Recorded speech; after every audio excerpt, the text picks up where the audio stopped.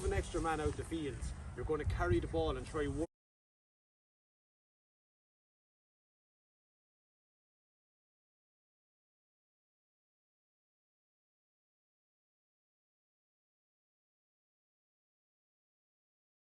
zone here, and that's the scoring zone at that side. The other team has the advantage, right? So you want to look at ways, right, how can we negate that advantage for the other team, all right? And there's several different ways you could do it, but I think it would be very naive just to leave it like that and set up where you have less space at your side, okay, and there's less space at their side where you're scoring and more space at that side, okay? So one thing I would suggest to do that you can neglect it pretty much straight away is that you bring out, so David Spillane here, all right? So 15 is back there, so you're the black team here. You bring out your 15 out to midfield, right? Now, what's that going to do? This fella has a choice here. Very, very rarely, lads, would you see a team would have two sweepers back here, right? So what's two probably going to do if you bring 15 out to midfield? Follow, all right? Now all of a sudden, if two goes out to midfield and he follows 15, look at the setup then. You three fellas midfield, that's even. You 6 defenders, Dave 6 forwards, you 6 defenders, you 6 defenders, Dave 5 forwards, you 6 defenders, Dave 5 forwards. So both teams then are on even footing straight away, right? So instead of having Dave have the advantage, they have the even footing straight away. Now, in my opinion, the key to making this work, lads, is that you have to train with it all the time. So you have to practice it in training. You can't just on the day say, right, we'll bring out the corner forward, they're playing a sweeper, and he's never played midfield before in his life, all right? That's not going to work. Or if this fella's never played as a sweeper, I've never said before, if he only plays sweeper every now and again, that's not going to work either. So you want to introduce it in training as much as you can. Small sided games where you have a spare man, a spare defender, and obviously larger sided games then, and how to avoid playing to the sweeper, all right? So another thing we're going to be working on today when we go into drills, the sweeper zone, lads. He's going to cover roughly edge of the D, maybe out around to the 45 to here. So this is the kind of the no-go zone where you want to play the ball, right? So if you're the attacking team and David Spillane here, this is the no-go zone, and I've it marked here in yellow, and I think it's a good way to train, lads, to mark out that zone in training, especially at the start when teams aren't used to it. If you're working with younger players, or it doesn't matter who you're working with. So this is the no-go and delivery zone. You can't deliver the ball in here. So, and Eddie's going to be speaking about it later as well. To avoid doing that, lads, you want to be delivering from the platform here, so you can go either to the wing, or go behind the sweeper, or go here in front of the sweeper, or run at him. Alright?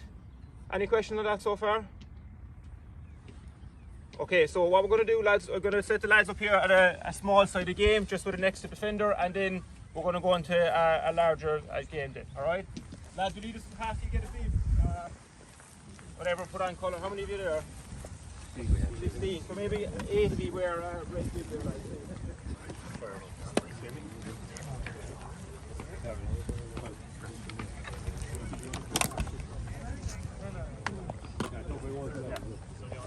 Right, so we're going to go over to the pitch over here, lads, the white pitch, alright? And make sure 8 bibs, lads, is it?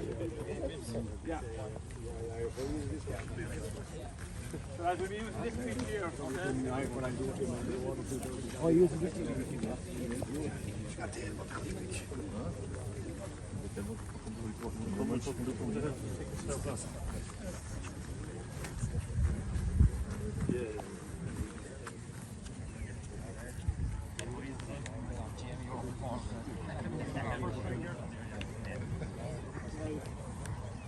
So if I 5 defenders to that side, lads, and 4 forwards. Doesn't matter, like just have 4. Reds go defenders. Yeah, Reds go defenders, alright? So 5 red defenders, 4 forwards. So 1, yeah, someone else. So 1 more forward, that's the row, and you stay there as defender, alright? Okay, so this side in, lads, we should have 4 defenders and 3 forwards, yeah? One more. Okay, so the non-bibs have a spare man here, alright? And the Reds have a spare man here, okay? Now, lads, obviously, I'm assuming you're warmed up. So, this is just a small-sided game. If you've more numbers than 16, you'd obviously set up 2 small-sided games like this. This is just getting used to that there's an extra defender at one side and a forward at that side. Now, lads, the name of the game is going to be to run it through the poles. Not take a shot for goal, run it through the poles. This gets fellas used to, lads, running at the sweeper, where there's a spare man, So if the sweeper can just stay in behind a small bit, right? So Kieran, Rowan, everyone is smart. So we have the 2 sweepers there, right? So again, whatever length of time we want, we're going to go for about 90 seconds. If you get a score, you run it through the poles, you drop it down, and the team give it over to the opposite team, okay? So raise the thing up that way, alright? Let's go.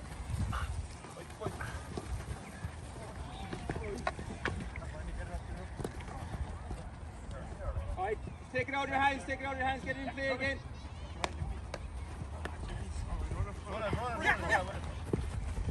So you have to run it through, getting used to taking them on, alright? Leave it.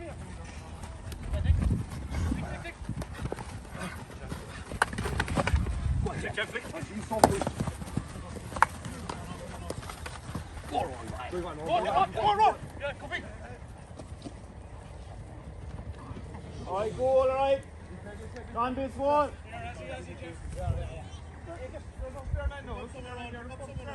I'm going to change it down about 30 seconds, lads. So you have to get up ahead of steam, lads.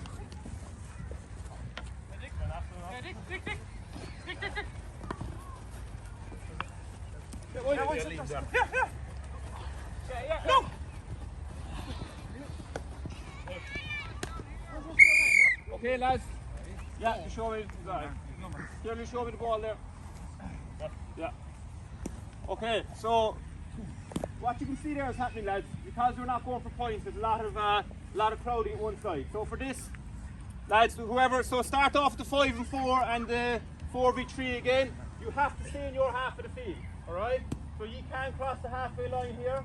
You can't cross the halfway line here, all right? That's just going to create a bit more space, lads, at both sides. Just an idea, all right? So you end up scoring more goals.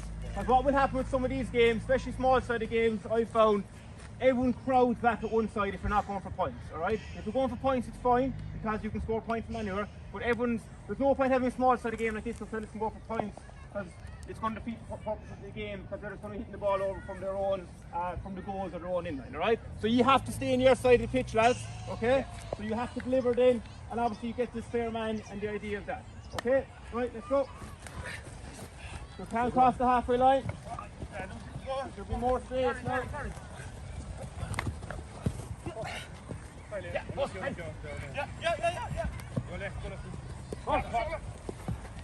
Deliver now, deliver, lads. Don't cross the halfway line. Deliver. Bring it. Taking a bit better shape there, lads. Come back. Run it.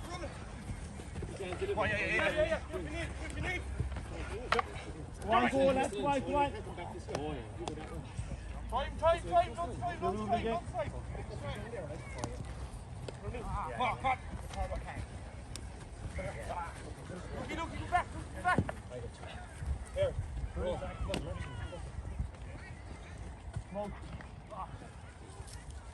Monkey!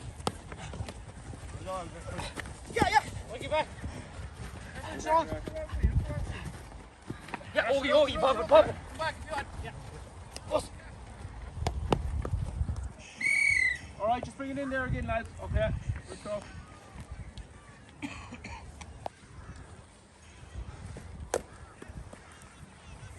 So lads, you can see from that game, like, would you all agree the second game worked an awful lot better? Okay, so like that, I think that's the trick with small-sided games, lads, is that you have to put conditions on them to save everyone getting sucked into one side or something like that, okay?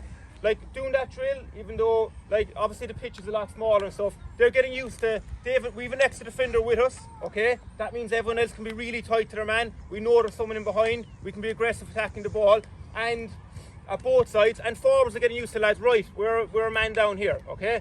They have an extra defender, what can we do, how can we be creative?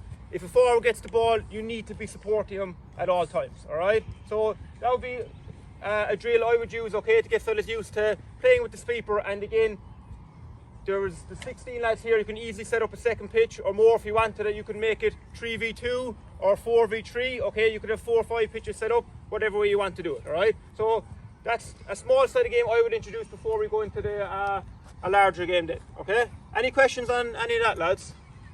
Do you ever look at movement in a small sided game in terms of creating space? Or are you more I would, for yeah. No, I'm moving on to creating space afterwards, so yeah, but that's important too, how fellas are creating space. And the last part of what I'll be doing, lads, is what should the inside forwards be doing against the sweeper, okay? And what should the forwards be doing against the sweeper, okay?